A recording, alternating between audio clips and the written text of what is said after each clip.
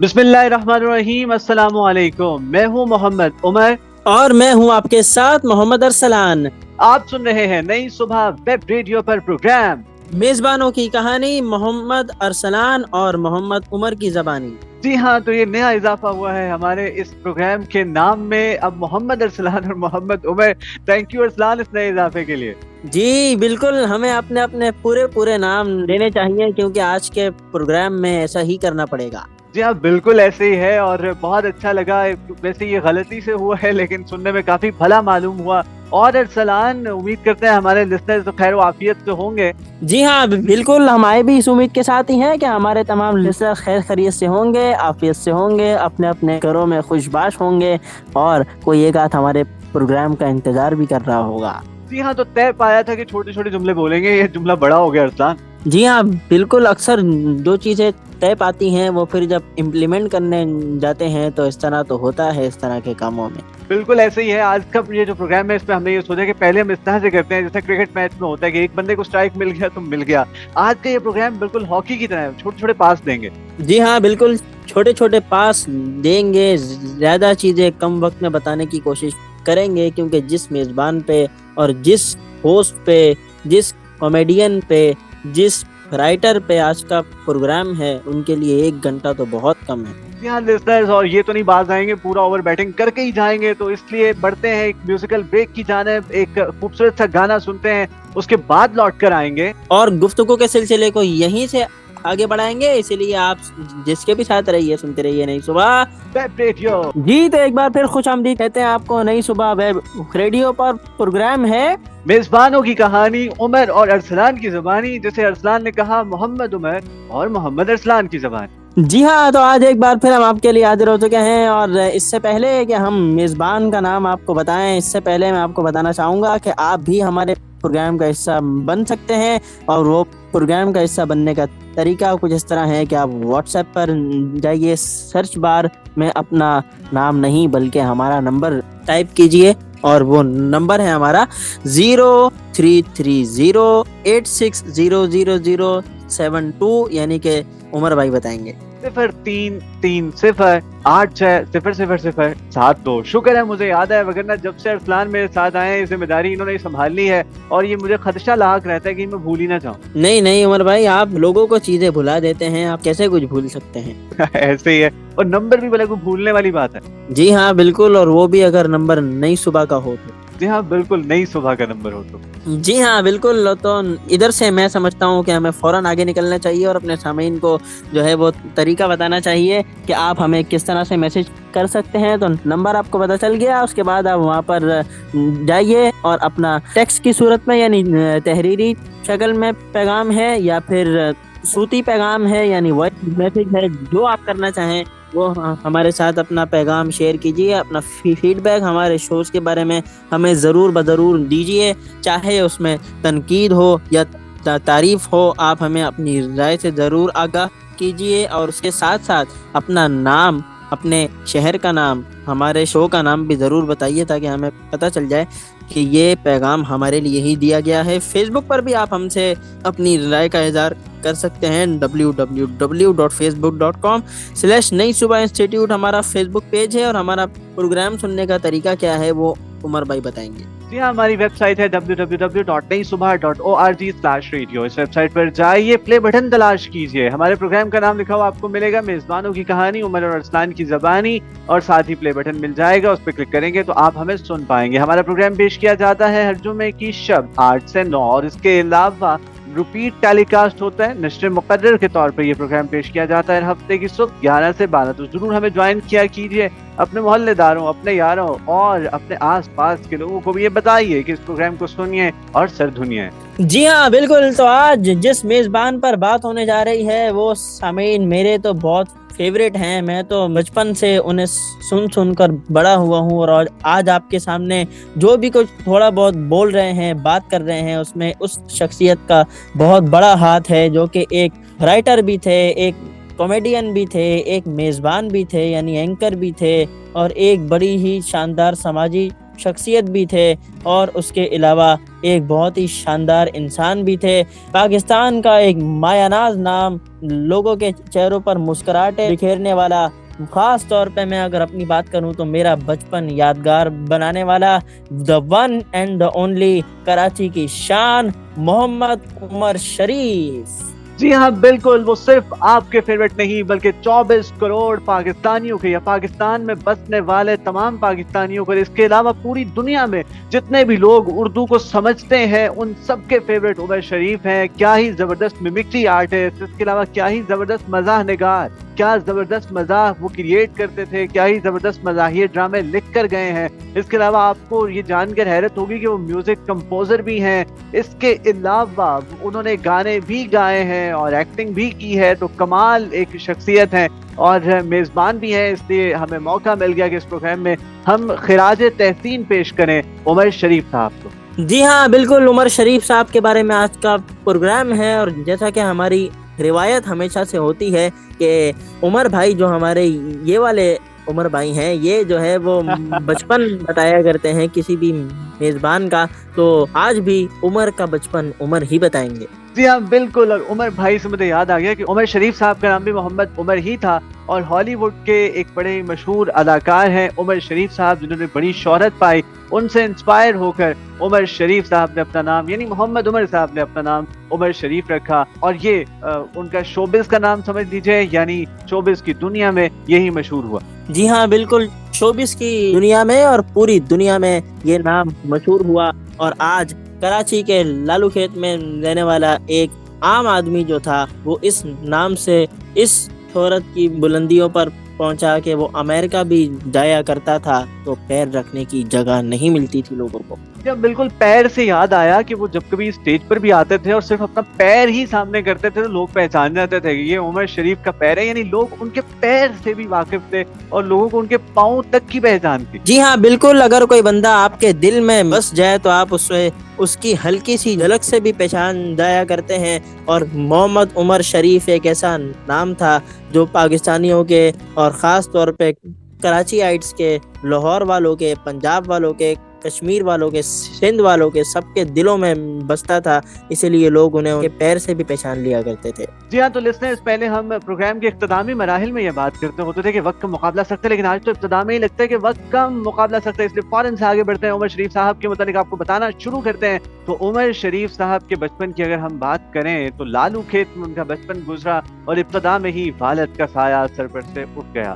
عمر شریف صاحب پڑھائی میں بہت اچھے تھے، یعنی جو ان کے نصاب کی کتابیں تھیں وہ انہیں زبانی یاد ہوتی تھی اور ان کے اساتذہ ان سے بہت متاثر تھے، لیکن عمر شریف پر یہ مصیبت آن پڑی کہ انہیں اب اپنے گھر کے لیے کمانا بھی تھا۔ تو 10 سال کی عمر میں عمر شریف صاحب نے ویلڈنگ کا کام شروع کر دیا۔ وہ خود ایک فیکٹری میں گئے، فیکٹری کے مالک سے کہا کہ میں کام کرنا چاہتا ہوں، اور وہ اس کام میں بڑے ہی ماہر تھے، بڑے ہی زبردست طریقے سے وہ اپنا یہ کام کر رہے تھے۔ یوں اپنی تعلیم کو تو آگے جاری نہ رکھ سکے، بہرحال عمر شریف ڈبل شفٹ لگاتے تھے، یعنی جتنی ان کی کمائی ہوتی تھی وہ تو وہ اپنی والدہ کی ہتھیلی پر رکھ دیتے تھے، لیکن اس کے علاوہ جو وہ اوور ٹائم لگاتے تھے اس اوور ٹائم سے وہ سینما کی ٹکٹ لیتے تھے اور محمد علی صاحب کی اور دیگر موویز دیکھتے تھے۔ اور ایسا بھی نہیں کہ دیکھنے گئے سینما میں اور پہلا شو دیکھا اور لوٹ آئے، بلکہ پہلے شو پہ جاتے تھے اور جب تک وہ مووی دکھائی جاتی تھی سینما میں عمر شریف وہیں پر موجود رہتے تھے، اور پھر جب گھر پر آتے تھے والدہ چونکہ پریشان ہوتی تھی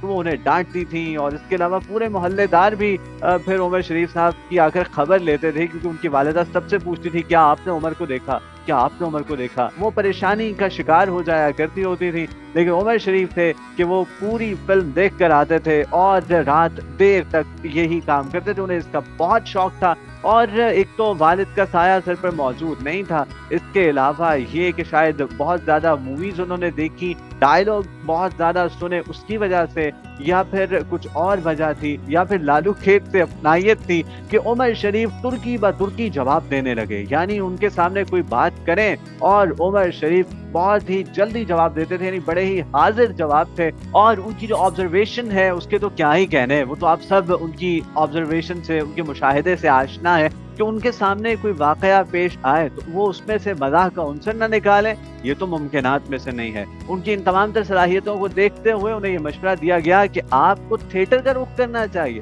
اس پر عمر شریف صاحب نے قسمت سینما کا رخ کیا۔ انہوں نے رخ کیا قسمت سینما کا، جہاں پہ ریہرسل ہوتی تھی مختلف اسٹیج ڈراموں کی۔ تو عمر شریف صاحب وہاں گئے اور وہاں پر کوئی ٹھیک سے بیٹھنے کی بھی جگہ نہیں تھی۔ عمر شریف اینٹ اٹھا کر لے جاتے، اس پر بیٹھ جاتے، لیکن وقت کی بہت پابندی کرتے، وقت پر جاتے، اور اگر انہیں کہا جاتا کہ دیر تک بیٹھیے تو وہ دیر تک بیٹھ جاتے۔ اور عمر شریف صاحب نے، آپ کو یہ سن کر بڑی حیرانگی ہوگی کہ اپنے کیریئر کا آغاز ایک سنجیدہ اسکرپٹ سے کیا، اور سب سے پہلے انہوں نے ایک اسکرپٹ لکھی اور اس ڈرامے کا نام ڈولی تھا۔ جب وہ اسٹیج پہ پرفارم کیا جا رہا تھا تو ہوا کچھ یوں کہ جب ان کا وہ سین آیا جس پہ ڈولی لے کر آنی تھی تو وہ ڈولی پھنس گئی، اور جیسے ہی وہ ڈولی پھنسی اس کے بعد آس پاس سے زوردار قہقہے بلند ہوئے اور سب نے مذاق اڑایا۔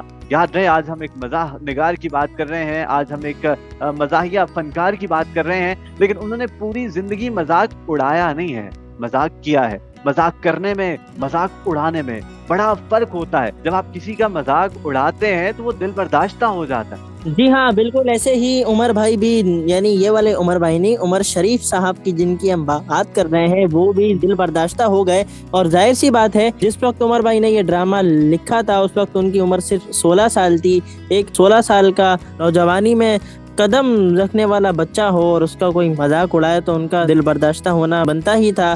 اس کے بعد وہ اسٹیج پر آئے، انہوں نے جذباتی سی وہاں پر تقریر کر ڈالی کہ میرے اپنے ہی لوگ جو ہے وہ میرا مذاق اڑا رہے ہیں اور مجھ پر ہوٹنگ کر رہے ہیں، اور وہ ڈرامہ دیکھنے کے لیے کچھ سینئرز بھی وہاں پر موجود تھے۔ تو ان میں سے ایک سینئر جن کا نام تھا بہت معروف ڈائریکٹر اس وقت کے سید فرقان حیدر صاحب، وہ عمر شریف صاحب کے پاس گئے، انہوں نے عمر شریف صاحب کو گلے لگایا، انہیں پیار کیا اور یہ تسلی دی کہ بھائی ایک آرٹسٹ کے ساتھ ایسا ہوتا رہتا ہے، آپ ایک آرٹسٹ ہو اور آپ کے لیے یہ کوئی نئی بات نہیں ہونی چاہیے اور آپ بالکل پریشان مت ہو۔ انہوں نے عمر بھائی کو یہ کانفیڈنس دیا کہ آپ جو ہے وہ بہت اچھا کام کرتے ہو، کیونکہ ان کے کام کو وہ دیکھ چکے تھے اور انہوں نے فوری طور پر ایک ہیرے کو پہچان لیا اور انہیں اپنے ساتھ منسلک کر لیا کہ عمر آج سے تم میرے لیے یعنی میرے ادارے کے لیے کام کرو گے۔ یہ میں عمر شریف صاحب کی بات کر رہا ہوں، عمر بھائی کی نہیں۔ بہت بہت شکریہ اس کلیئرٹی کے لیے۔ باقی یہ ہے کہ یقیناً جب ریکارڈنگ ہوتی ہے تو اس پہ کسی ڈرامہ میں، کسی مووی میں اگر کوئی اس طرح کی غلطی سرزد ہو جائے تو اس پہ ری ٹیک کی جا سکتی ہے، لیکن جب بالکل سٹیج پہ ایک ڈرامہ پرفارم کیا جا رہا ہے اور اس پہ اس طرح کا کوئی بھنڈ ہو جائے تو اس پہ تو اس طرح کی صورتحال کا سامنا کرنا پڑ ہی سکتا ہے۔ بہرحال فرقان حیدر صاحب نے اس کے بعد عمر شریف صاحب کی ایک تصویر طلب کی، لیکن عمر شریف صاحب کے پاس تصویر تک نہیں تھی۔ اس کے بعد جو ڈرامہ ان کا جس میں یہ تمام تر مسائل ہوئے اسی میں سے ایک تصویر لی گئی اور پھر وہ اخبار میں چھپی، ساتھ میں عمر شریف صاحب کا انٹرویو چھپا۔ پھر عمر شریف صاحب منتظر تھے کہ کب وہ اخبار پہنچے، اور جب وہ اخبار شائع ہوئی اور اس محلے تک پہنچی یعنی لالو کھیت پہنچی جہاں عمر شریف رہتے تھے، وہاں سے انہوں نے اس کی 8-10 کاپیاں خریدی اور پھر لوگوں میں تقسیم کی اور ان کو بتایا کہ دیکھو آج اخبار میں میری تصویر چھپی ہے۔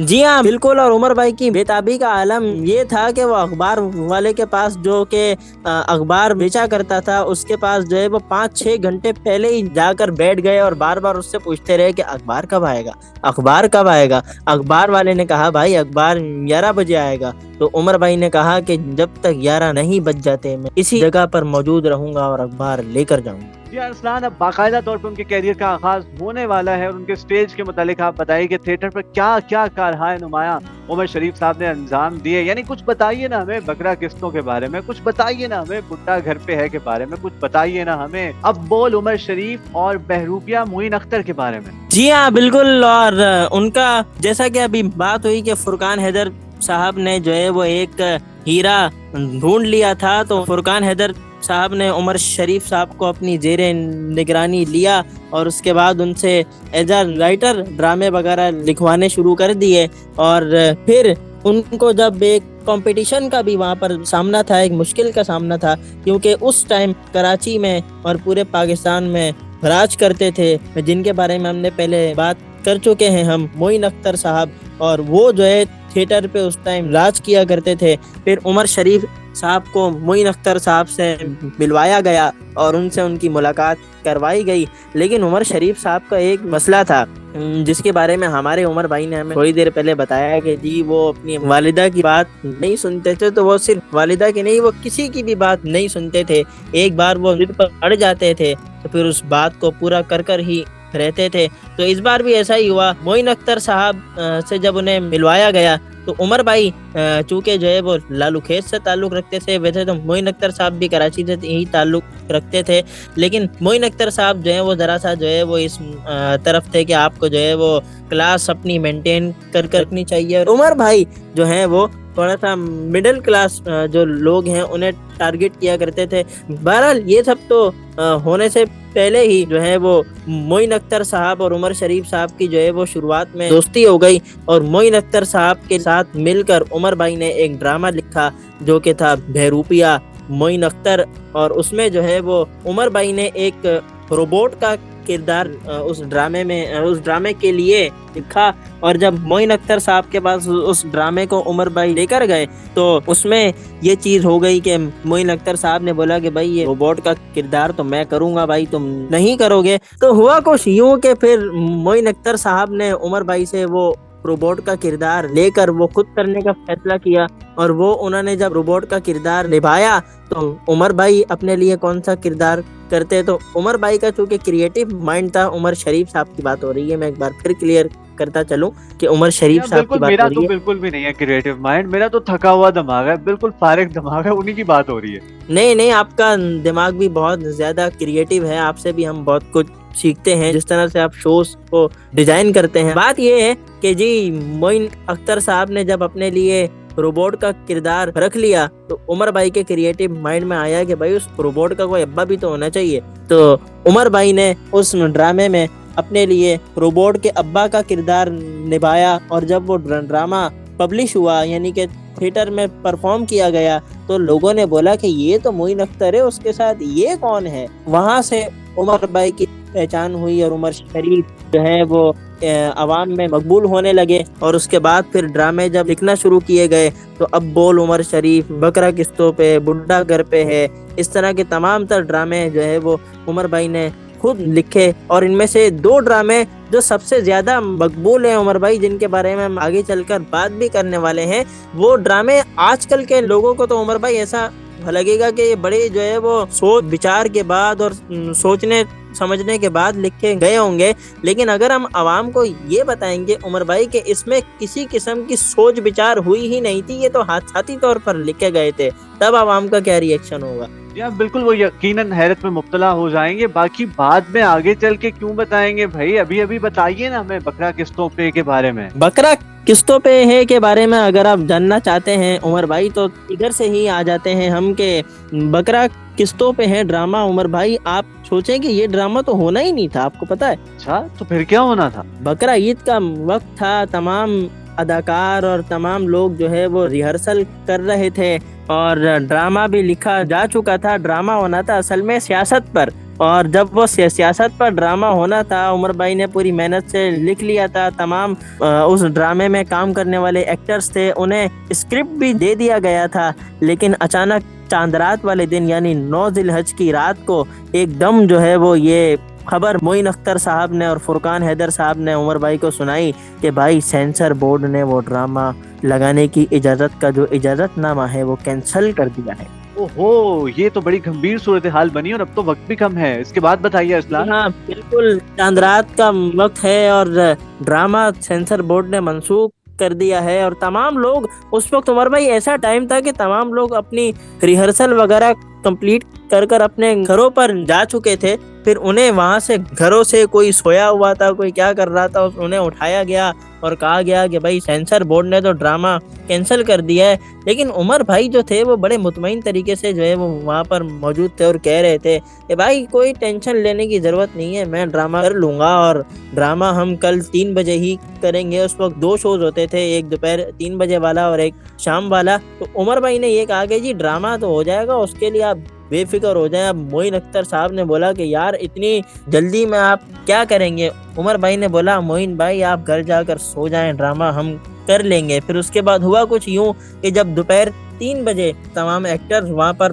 पहुंचे तो उमर भाई ने ड्रामा लिखा हुआ था لیکن عمر بھائی یہ میں آپ سے مخاطب ہوں، وہ اس وقت بھی آدھا لکھا ہوا تھا۔ اچھا، یعنی کہ ابھی بالکل پرفارم کرنے کا وقت آن پہنچا ہے اور ابھی آدھا ڈرامہ، تو یہ تو بتائیے بھائی، آپ جس طرح سے بتا رہے ہیں آپ تو مجھے بھی شش و پنج میں مبتلا کر رہے ہیں۔ جی ہاں بالکل، پرفارمنس کا وقت آ پہنچا ہے اور ڈرامہ ابھی آدھا لکھا گیا ہے۔ اگر ہم اس سے پہلے یہ بات کریں کہ بکرا قسطوں پہ نام جو ہے وہ عمر بھائی کے ذہن میں کیسے آیا، تو اس کے پیچھے کا بیک گراؤنڈ عمر بھائی یہ ہے کہ ایک دن عمر بھائی اخبار پڑھ رہے تھے، کیونکہ عید کا موسم تھا، تو اس میں ایک اشتہار چھپا ہوا تھا کہ اب بکرا قسطوں پر بھی دستیاب ہے۔ تو عمر بھائی کے ذہن میں یہ نام پہلے سے موجود تھا، اور جب سینسر بورڈ نے بین لگایا تو عمر بھائی نے سوچ لیا کہ میں اسی نام سے ڈرامہ بناؤں گا۔ اور وہ جو آدھا ڈرامہ بچا ہوا تھا، وہ جب ڈرامہ اسٹارٹ ہوا، ڈرامے کے اسٹارٹ کا جو پہلے 10 سے 15 منٹ کا انٹرو ہوتا ہے،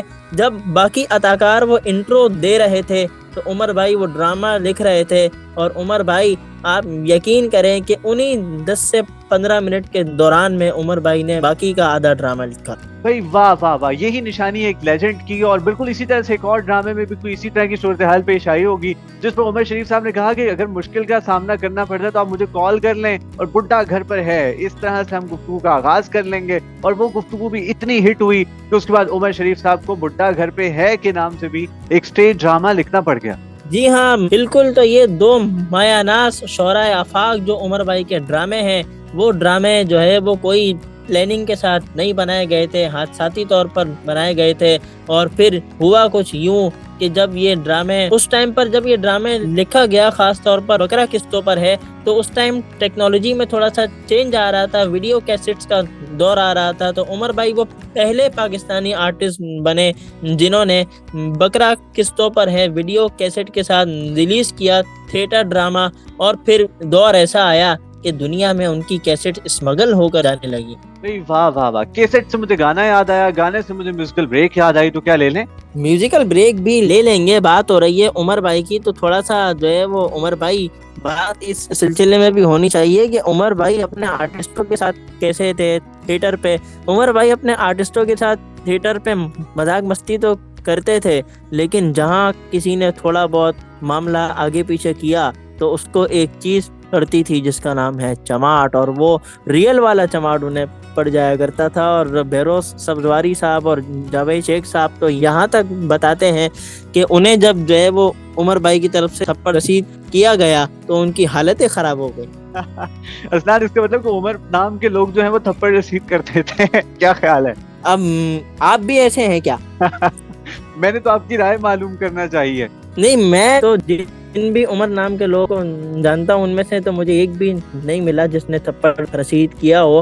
اب عمر شریف صاحب کے بارے میں نے یہ سننے کو ضرور ملا ہے کہ وہ ضرور تھپڑ رسید کر دیا کرتے تھے۔ اور دور ایسا ہوتا تھا کہ عمر بھائی اسکرپٹ وغیرہ لکھنے کے لیے 2-3 دن تک بالکل منظر نامے سے غائب ہو جایا کرتے تھے، اور ان کے جو ڈائریکٹر تھے فرقان حیدر صاحب جو ہیں، وہ اپنے گھر میں عمر شریف صاحب کو جو ہے وہ واش روم میں 2-3 دن کے لیے بند کر دیا کرتے تھے، اور وہ وہاں پر بیٹھ کر اپنا ڈرامہ لکھا کرتے تھے۔ بہت خطرناک حقائق سامنے لے کر آ رہے ہیں، میرا خیال ہے میوزیکل بریک کی جانب بڑھ جانا چاہیے۔ جی ہاں بالکل، دل تو نہیں چاہ رہا لیکن پھر بھی ایک میوزیکل بریک کی جانب بڑھتے ہیں، اس کے بعد واپس آتے ہیں۔ عمر بھائی کے بارے میں آپ کو مزید یہ والے نہیں، عمر شریف صاحب کے بارے میں آپ کو مزید چیزیں بتاتے ہیں، تو آپ جس کے بھی ساتھ رہیے، کہیں مت جائیے، سنتے رہیے نئی صبح ویب ریڈیو۔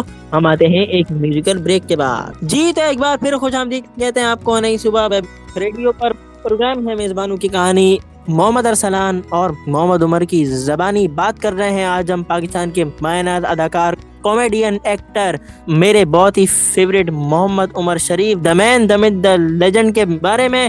تھیٹر تو عمر بھائی کا تھوڑا بہت میں نے بتا دیا، لیکن وقت کم ہے، مقابلہ سخت ہے۔ عمر شریف صاحب کے بارے میں بولنا ہے، ان کے بارے میں تو جتنا بولیں اتنا کم، تو ہم فوراً موو آن کرتے ہیں اور آگے بڑھتے ہیں، اور اب عمر بھائی سے یہ جانتے ہیں کہ عمر بھائی نے اور کیا کیا کیا ہے۔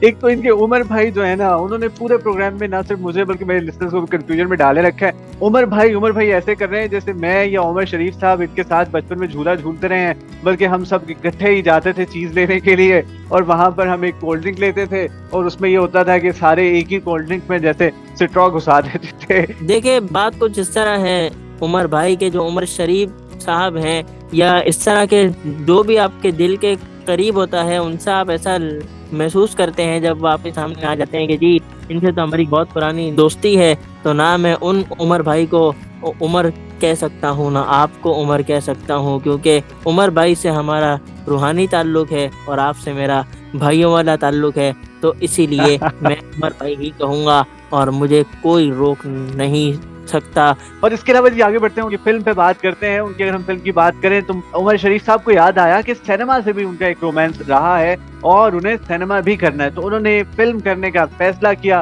اور ایک فلم جس میں ان کا ساتھ نبھایا معین اختر صاحب نے، لیکن انہوں نے اس کے لیے عمر شریف صاحب کو رضامند کیا کہ آپ اس میں ایز اے ہیرو نہیں آئیں گے بلکہ ہمارا کامیڈی ٹریک ہوگا۔ تو یوں عمر شریف اور معین اختر اس فلم کے پروڈیوسر تھے اور دشمنوں کے دشمن یہ فلم تھی، اور اس میں بابرہ شریف جو تھی وہ مین کاسٹ میں شامل تھی، اور اس کے علاوہ جو ہیرو تھے وہ اظہر قاضی صاحب تھے۔ تو یوں اس فلم کو شوٹ کیا گیا، اس کا اسکرپٹ عمر شریف صاحب ہی نے لکھا، اور اس کے بعد ہوا کچھ یوں کہ جب اس کی ایڈیٹنگ کمپلیٹ ہوئی اور اس کے بعد دیکھا گیا تو بیچ میں سے عمر شریف اور معین اختر صاحب کے جو سینز ہیں وہی کٹ گئے۔ یعنی ہوتا تو یوں ہے کہ جو پروڈیوسر ہوتا ہے وہ تو ایز اے ہیرو آتا ہے فلم میں، یعنی اس کے تو پیسے لگے ہوتے ہیں، لیکن یہاں پر یہ ہوا کہ ان کے سین ہی کٹ گئے، اس پر جیسے تیسے سہ گئے معین اختر صاحب، لیکن عمر شریف صاحب کہاں برداشت کرنے والے تھے۔ انہوں نے کہا کہ ایسا کیوں ہوا، جس پر انہیں بتایا گیا اس فلم کے ڈائریکٹر جاوید فاضل صاحب کی جانب سے کہ بھائی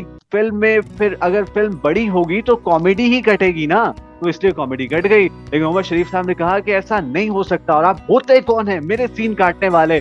اس پر جاوید فاضل صاحب نے کہا کہ اگر آپ اتنا ہی سب کچھ جانتے ہیں فلم کے بارے میں تو جاؤ اور جا کر خود فلم بنا لو۔ جی ہاں، تو اس کے بعد جب عمر شریف صاحب کو یہ کہہ دیا گیا تو عمر شریف صاحب کیونکہ پہلے ہی شدید ترین غصے میں تھے، اور عمر شریف صاحب کے غصہ میں آپ کو پہلے ہی جو ہے وہ آرٹسٹوں کو چماٹوں کی صورت میں بتا چکا ہوں، تو انہوں نے کہا، یعنی جیسے کراچی لینگویج میں کہا جاتا ہے کہ اب تو ایسی کی تیسی جب تک میں فلم نہیں بنا لوں گا میں کام ہی نہیں کروں گا۔ جی ہاں، اب میں کام کروں گا تو پھر میں فلم ہی میں کام کروں گا، اور اس وقت بہت ڈیمانڈ تھی اسٹیج پر، تھیٹر پر عمر شریف صاحب کی، لیکن انہوں نے اپنا اوڑھنا بچھونا ہی فلم کو بنا لیا۔ جی ہاں بالکل، تو جیسا کہ آج کل یہ چیز کہی جاتی ہے نا کہ بریف کیس دیے جاتے ہیں لوگوں کو، تو اس وقت عمر بھائی کے سامنے بریف کیس لا کر رکھے جاتے تھے کہ بھائی خدا کے لیے ہمارے ادارے میں کام کر لو، لیکن عمر بھائی نے بولا نہیں، کسی کے ساتھ کام نہیں کرنا، مجھے فلم بنانی ہے۔ جی ہاں بالکل، 420 نامی فلم پر کام شروع ہو گیا اور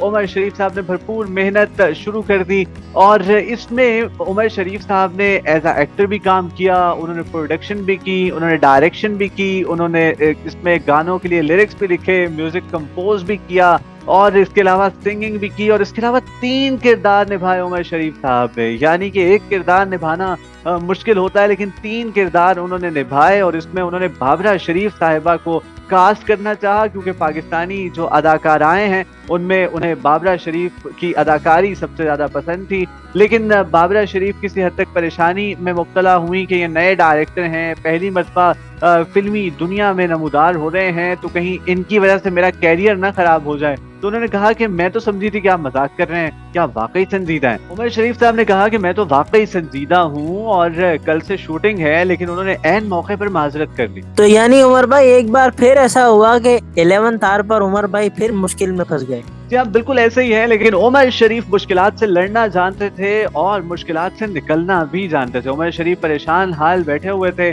کہ ایک اداکارہ روبی نیازی ایک ایڈ کی شوٹنگ کے لیے تشریف لائیں، اس پر عمر شریف صاحب نے ان سے کہا کہ کیا آپ فلم میں کام کرنا چاہیں گی؟ انہوں نے کہا جی کیوں نہیں، کرنا چاہوں گی۔ تو عمر شریف صاحب نے کہا ٹھیک ہے، کل سے شوٹنگ ہے۔ اس پر انہوں نے کہا کہ کیا کل سے شوٹنگ ہے؟ میرے پاس تو کپڑے تک نہیں ہیں فلم میں پہننے کے لیے۔ اس پر عمر شریف صاحب انہیں طارق روڈ لے گئے اور وہاں سے انہیں بہترین کپڑے دلائے فلم کے لیے، اور اس کے بعد شوٹنگ کا آغاز ہوا، اور کوئی نہیں جانتا ہے سے لے کر اب پورا پاکستان جانتا ہے کہ سفر روبی نیازی نے بہت جلدی ہی طے کر لیا۔ جی ہاں بالکل، 420 جو کہ ایک فلم ہے وہ اتنی زیادہ ہٹ ہوئی کہ پاکستان نے وہ منظر دیکھا کہ کھڑکی توڑ رش کیا ہوتا ہے اور کامیابی کسے کہتے ہیں۔ جی ہاں بالکل، اور 11 نگار ایوارڈ ملے اس فلم کو، اور کراچی میں ایک سینما تھا پرنس سینما، اس میں انگلش موویز لگتی تھی، اور ان دنوں بھی टर्मिनेटर लगी हुई थी, और उस सिनेमा के जो ऑनर थे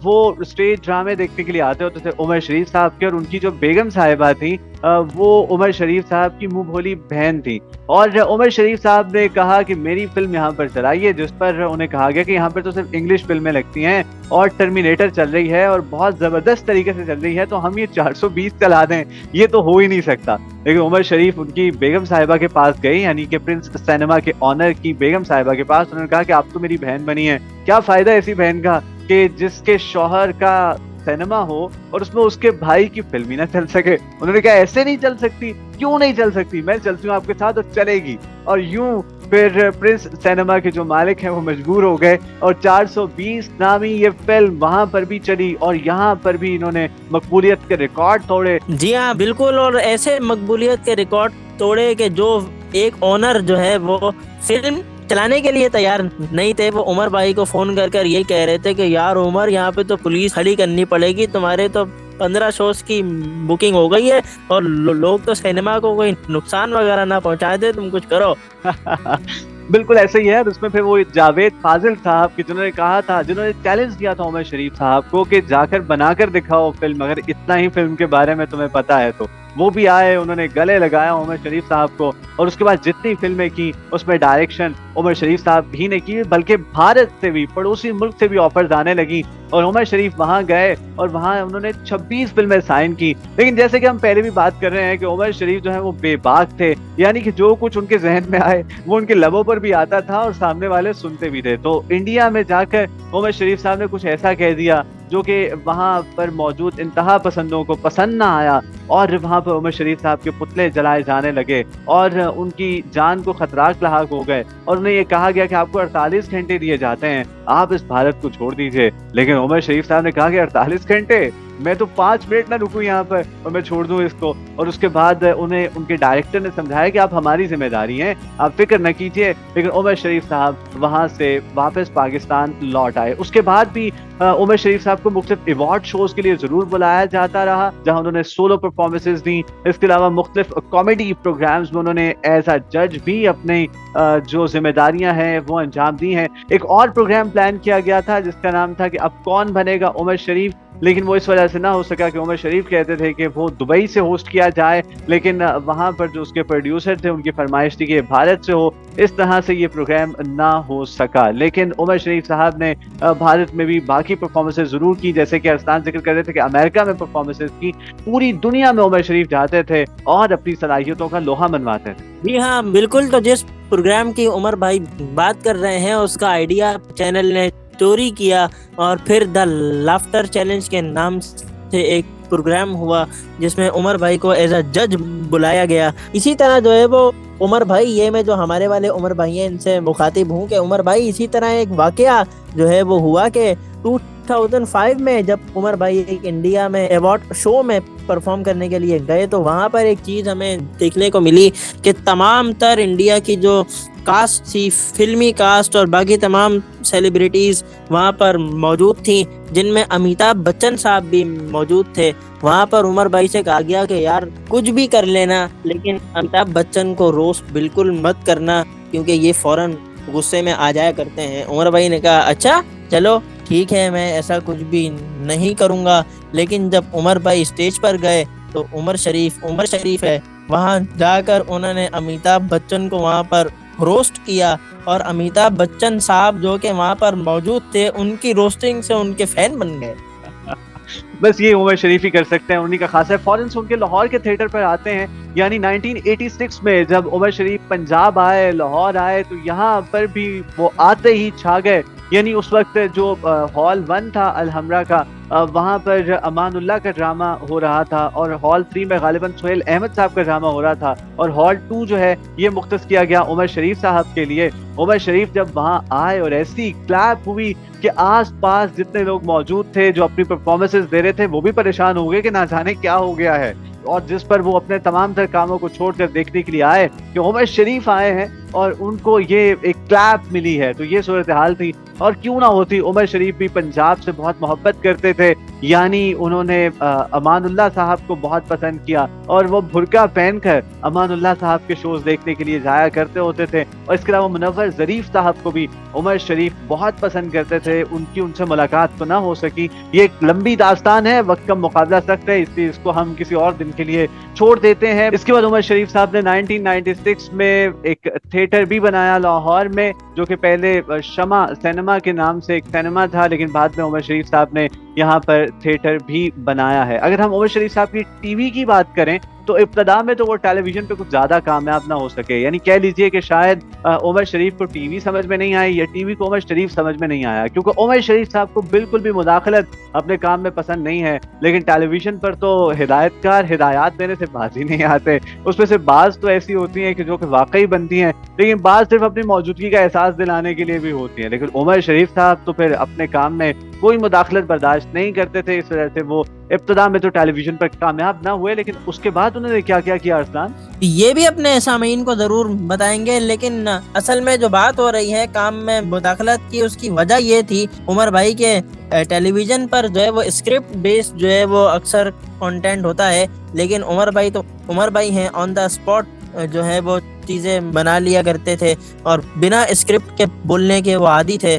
اور اس وجہ سے جو ہے وہ ابتدا میں انہیں ٹیلی ویژن پر مشکلات کا سامنا کرنا پڑا. لیکن اس کے بعد پھر 10 شریف شو ہو، اس کے بعد ان تمام پروگرام میں عمر بھائی نے شاندار طریقے سے جو ہے وہ میزبانی کے فرائض انجام دیے اور ان کا ٹی وی کریئر بھی جو ہے وہ ایک بہت ہی زیادہ کامیاب رہا. اور عمر بھائی نے ہر لمحہ پرجوش میں ایک سال ایسا بھی تھا کہ یہ پروگرام وسیم بادامی صاحب کے نام سے جو ہے وہ جانا جاتا تھا، لیکن جب وسیم بادامی صاحب نے 2015 میں ARY کو خیر آباد کہہ دیا تھا، اس کے بعد عمر شریف صاحب نے 2015 میں ہر لمحہ پرجوش ہے کیا اور اس پروگرام نے جو ہے وہ مقبولیت کے تمام ریکارڈز قائم کر دیے. پھر اس کے بعد جو ہے وہ عمر شریف صاحب کو ہر لمحہ پرجوش کی ٹیم کا مستقل حصہ بنا لیا گیا اور پھر وسیم بادامی اور عمر شریف صاحب مل کر ہر لمحہ پرجوش کا پروگرام کیا کرتے تھے اور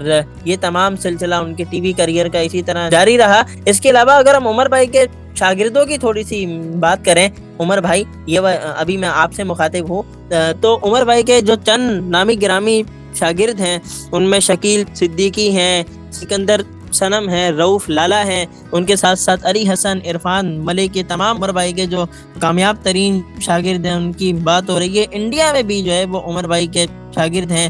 کپل شرما جو انڈیا کا ایک بہت بڑا کامیڈی کا نام ہے، انہیں عمر بھائی نے جو ہے وہ ٹرین کیا اور جو ایک پروگرام جس کا بھی تھوڑی دیر پہلے ذکر ہوا تھا، دا لافٹر چیلنج، وہ جس سال عمر بھائی نے اس میں جج ہونے کے فرائض سر انجام دیے، اس سال کپل شرما نے وہ کمپٹیشن اپنے نام کیا تھا اور وہ آج تک یہ کہتے ہیں کپل شرما کہ جو بھی تھوڑی بہت کامیڈی مجھے آتی ہے وہ عمر شریف صاحب کی وجہ سے آتی ہے. جی ارسلان، آپ گفتگو کر رہے ہیں، دل تو یہی چاہتا ہے کہ ہم یہ گفتگو کرتے چلے جائیں اور آج کی جو رات ہے، آج کا جو پروگرام ہے یہ طویل سے طویل تر ہوتا چلا جائے، لیکن وقت کی کمی کا سامنا ہمیں ہمیشہ سے ہے. میں پروگرام کے ابتدا میں کہہ رہا تھا وقت کا مقابلہ سخت ہے، تو اب فوراً سے بہت ساری چیزوں کو اسکپ کرنا پڑے گا اور آخری چیزیں کچھ جو ہے ہم اس کا ذکر کرتے ہیں اپنے سامعین کے ساتھ اور پھر اجازت دیتے ہیں. جی ہاں بالکل، اور وہ عمر بھائی جو کہ لوگوں کے چہروں پر مسکراہٹیں بکھیرا کرتے تھے، ایک دور ایسا بھی آیا کہ وہ بالکل ٹوٹ کر رہ گئے. وہ اپنی جو عمر بھائی کی ایک بیٹی تھی جس کا نام ہیرا تھا، اس سے کافی محبت کیا کرتے تھے اور ان کے لیے اپنی جان دینے کو بھی تیار ہو جایا کرتے تھے. پھر ایک دور ایسا آیا کہ ان کی جو صاحبزادی تھیں انہیں جو ہے وہ گردے کا ایک مسئلہ ہو گیا، جس کے باعث انہیں جو ہے وہ ڈائلیسس کا بھی سامنا کرنا پڑتا تھا اور یہ سب ایک ایسے دور میں ہوا جب ان کی شادی ہونے والی تھی. اور عمر بھائی نے جو پلان بنایا تھا وہ یہ تھا کہ وہ اپنی بیٹی کو مدینہ منورہ میں مسجد نبوی سے رخصت کریں گے، لیکن ان کی بیٹی کو اس بیماری کا سامنا کرنا پڑا اور وہ اپنے خالق حقیقی سے جا ملی. اور اس چیز کو عمر بھائی نے اتنا اپنے دل پر لیا کہ عمر بھائی بھی بیماریوں میں مبتلا ہو گئے اور اس صدمے سے اپنی انتقال تک باہر نہیں آ سکے. جی ہاں، اس کے بعد سے عمر شریف وہ عمر شریف نہ رہے بلکہ بہت بدل گئے، اور اس طرح سے کھل کے ہنستے نہیں تھے، کلکلاتے نہیں تھے، اور یہ تھا کہ کام کرنے کی کوشش ضرور کرتے رہے۔ بہرحال عمر شریف صاحب کو بھی شوگر بھی تھی، بعد میں انہیں ہارٹ اٹیک بھی آیا، اور آخر ڈاکٹرز نے کہا کہ آپ کے پاس صرف 15 دن ہیں اور اس میں ان کا علاج کرائیے۔ اس کے لیے یا امریکہ جانا تھا یا پھر سعودی عرب جانا تھا۔ انڈیا میں بھی کچھ ڈاکٹرز نے کہا کہ ہم ان کا علاج کر سکتے ہیں، لیکن دو فیملیز ان کی جو تھیں ان میں ٹھن گئی۔ ایک کہتے تھے کہ ہم نے انہیں امریکہ لے کر جانا ہے، ایک کہتے تھے سعودی عرب لے کر جانا ہے۔ بعد میں جو اتفاق ہوا وہ امریکہ پر ہو گیا، لیکن اس کے لیے یہ تھا کہ ایئر ایمبولینس کی ضرورت تھی، کیونکہ عمر شریف اتنا طویل سفر نہیں کر سکتے تھے۔ اب ایئر ایمبولینس کے لیے 5 6 7 کروڑ روپے چاہیے تھے۔ اس کا بھی بندوبست بآسانی ہو جاتا، لیکن وہ ڈالرز میں چاہیے تھے۔ خیر وسیم بادامی جن کا ذکر کر رہے ہیں اسلان، ان کو بھی انوالو کیا گیا۔ یہ بات حکام بالا تک پہنچی، گورنمنٹ آف پاکستان ہو، گورنمنٹ آف سندھ ہو، سب نے کوششیں شروع کی، اور عمر شریف صاحب کو امریکہ منتقل کیا جا رہا تھا، لیکن جرمنی میں ہی ان کی جو صورتحال ہے مزید بگڑی۔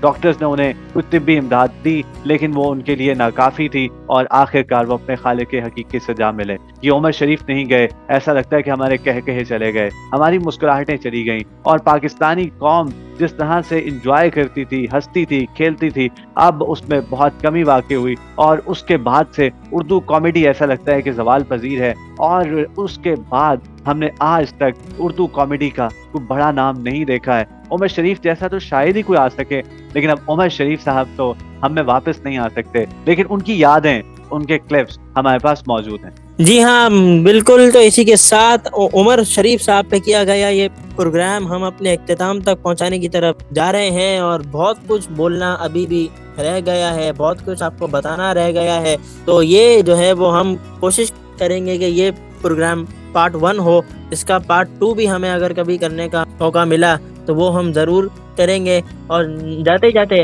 آپ سب سے یہ اپیل کہ آپ جب بھی نماز پڑھیں اپنے اس ہیرو کو، اپنے اس لیجنڈ کو اپنی دعاؤں میں ضرور یاد رکھیں۔ بہرحال آج کے اس ایپیسوڈ سے مجھے محمد ارسلان کو اپنے ساتھی میزبان محمد عمر کے ساتھ دیجیے اجازت۔ میں اور عمر بھائی یہ امید کرتے ہیں کہ آپ کو ہمارا یہ شو ضرور پسند آیا ہوگا۔ پھر ملیں گے، تب تک کے لیے اللہ حافظ و ناصر۔